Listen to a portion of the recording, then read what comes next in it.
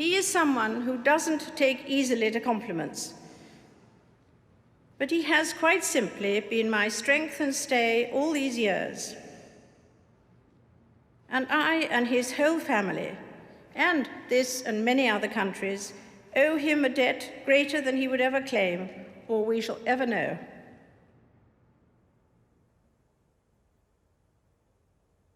Although it's a time of great happiness and good cheer for many, Christmas can be hard for those who have lost loved ones. This year especially, I understand why.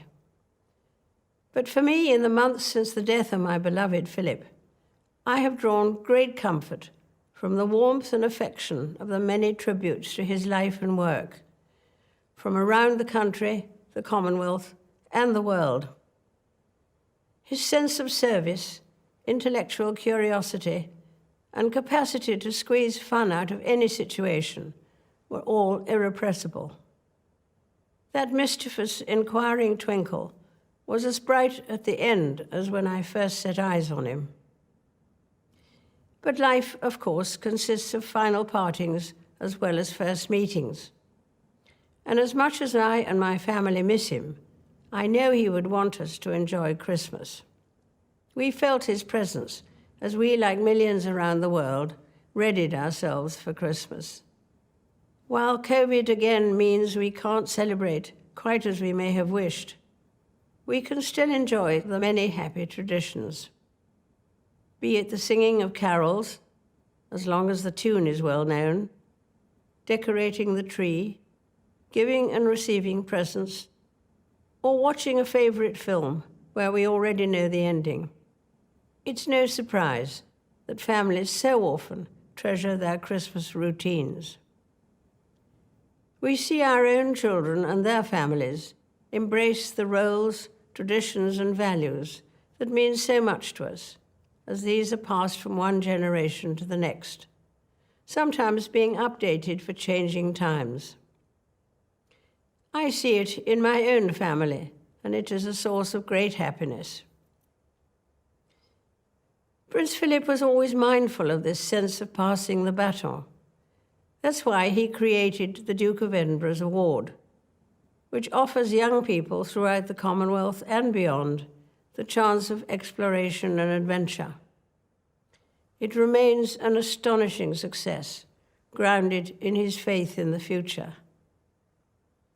He was also an early champion of taking seriously our stewardship of the environment, and I am proud beyond words that his pioneering work has been taken on and magnified by our eldest son, Charles, and his eldest son, William, admirably supported by Camilla and Catherine, most recently at the COP Climate Change Summit in Glasgow.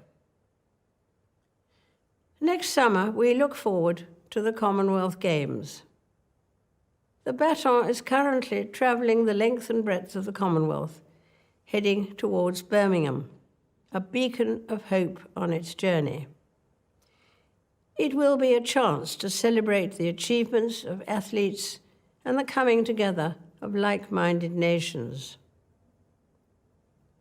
And February, just 6 weeks from now, will see the start of my Platinum Jubilee year, which I hope will be an opportunity for people everywhere to enjoy a sense of togetherness, a chance to give thanks for the enormous changes of the last 70 years, social, scientific, and cultural, and also to look ahead with confidence. I'm sure someone somewhere today will remark that Christmas is a time for children. It's an engaging truth, but only half the story. Perhaps it's truer to say that Christmas can speak to the child within us all.